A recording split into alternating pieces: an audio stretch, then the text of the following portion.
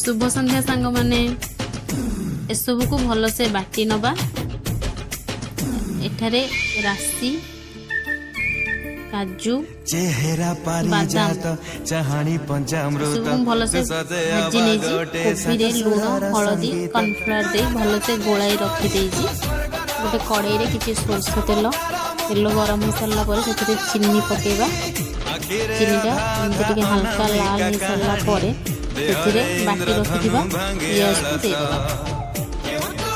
पियाज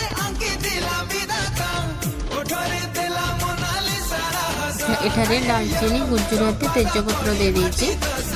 पियाजटी लाल हो सारा पर बाटी रखिथिबा मसला को एठारे देई भल से गोलाई नबा।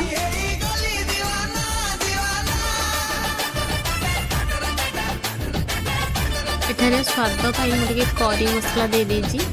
तापरे बाटी रखिथिबा राशि काजू और बादाम रो पेस्ट को एठारे दे देछि। मसलाटा एही परी होई गला परे भाजी रखिथिबा आलू को एठारे पकेइ दबा।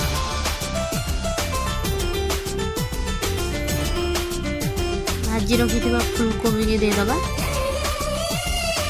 गरम पानी दे 10 मिनिट पे फुटिबा पे छाड़ दबा। प्रस्तुत हो जाइए आमर फूलकोबी आलूर तरकारी। एबे चलो टेस्ट करिबा।